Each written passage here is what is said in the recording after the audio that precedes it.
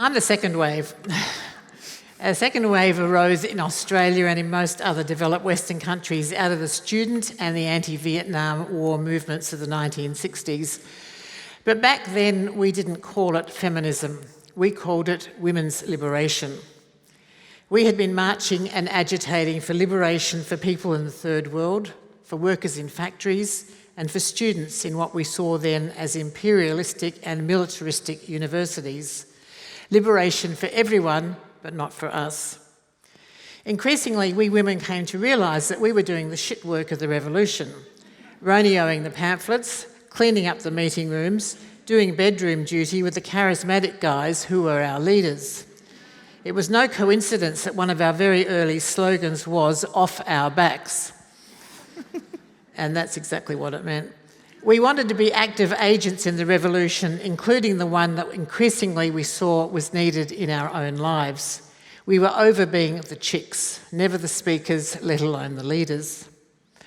The first women's liberation meetings were held in Australia in 1969, and by 1970 most of the big cities had at least one group where women began to examine their own oppression.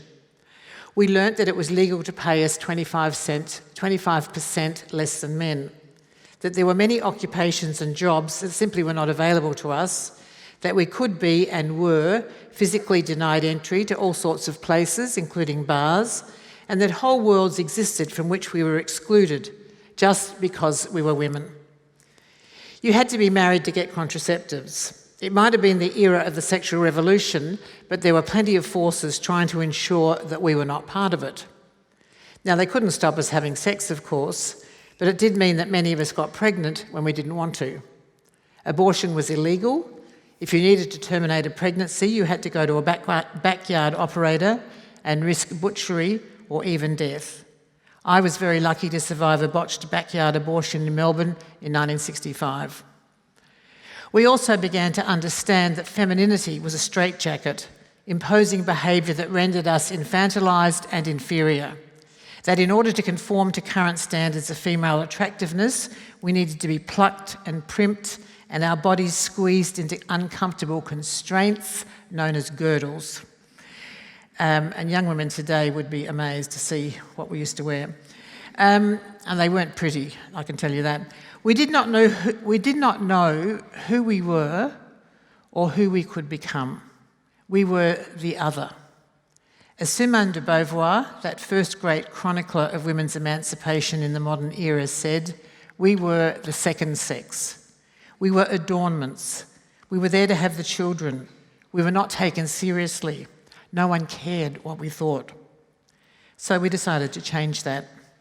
We young women in the 1970s were scarcely conscious of what had gone before. We took for granted that we could vote, though mostly we scorned reformist politics back then. We were radicals who wanted nothing less than a total transformation of the capitalist and imperialist system and of relations between women and men. At that time, we saw little point in reaching back to the first wave. We were too busy reinventing politics and ourselves.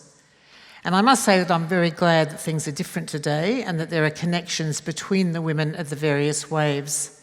The women of the 1970s and the women of the 2010s can and do talk to each other. We learn and we share, and I hope that you will avoid the mistakes that we made.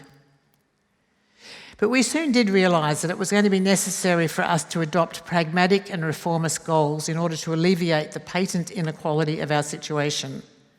But we wanted more. We wanted to also transform relations between women and men. We wanted equal pay and orgasms. And we wanted, and we knew that we needed to reinvent ourselves. Consciousness raising became the tool whereby we stripped away the ideology of femininity and we learnt, often painfully, to replace it with a scary new world of self-determination. We needed to reinvent what it meant to be a woman. We insisted that we not be determined by our maternal status. Now, we're still reinventing ourselves today. We're still evolving, pushing the boundaries, redefining who we are and who we can become.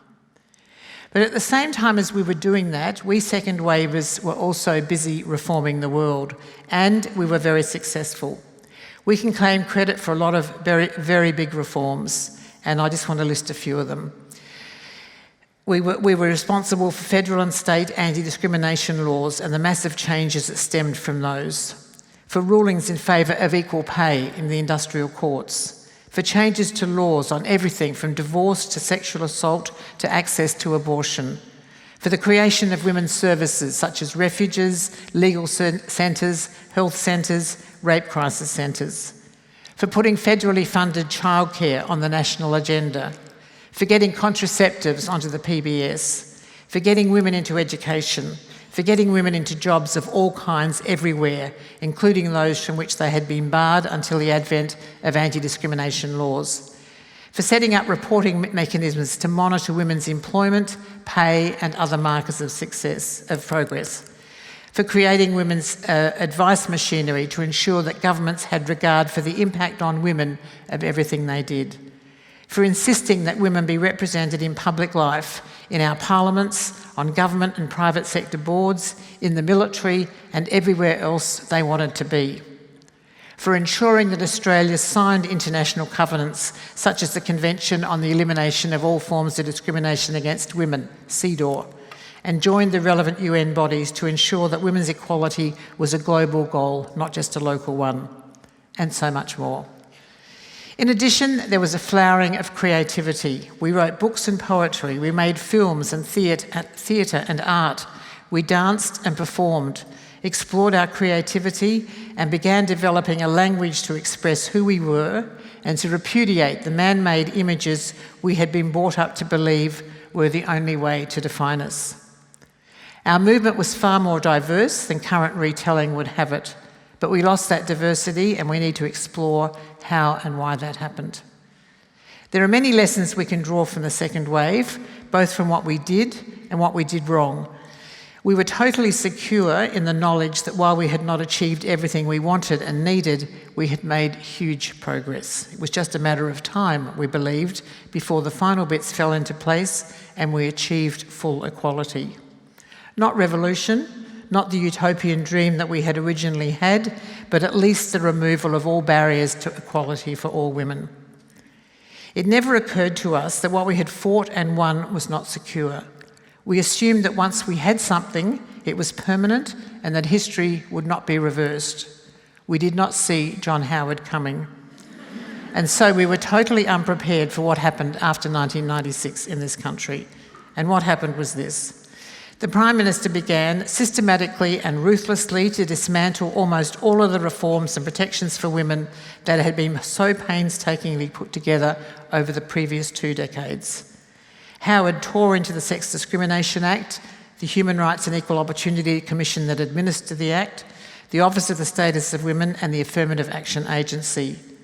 He diluted the childcare rebate that I'd been so proud to help bring into life in 1993 when I worked for Prime Minister Paul Keating.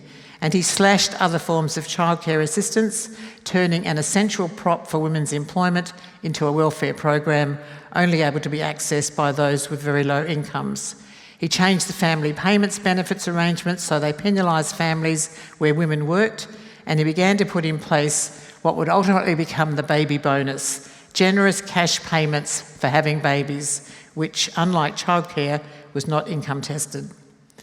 He had soon closed down or totally emasculated, I use the word advisedly, the offices and agencies that were there to facilitate or monitor women's progress towards equality, especially in employment.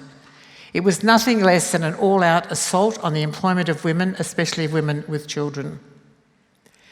We learnt the bitter lesson that our trust in government had been betrayed by a government that was determined to turn back the clock and return women to the roles from which most of us were trying to escape. We are only just now, 20 years on, starting to recover from this. And it is the women of the third, fourth and subsequent waves who will need to ensure that this never happens again. I was 24 in 1969 when we held the first Women's Liberation Movement meeting in Adelaide, and still in my 20s when we were consulted by Prime Ministers and Ministers in the Whitlam government about some of the changes that I listed above. We were young when we changed history. Like the young students at Marjory Stoneman Douglas High School in Florida, young people can lead, they can change the world, and they can make history. The young women of Australia and of the world are now in charge of our future. I look forward very much to following them.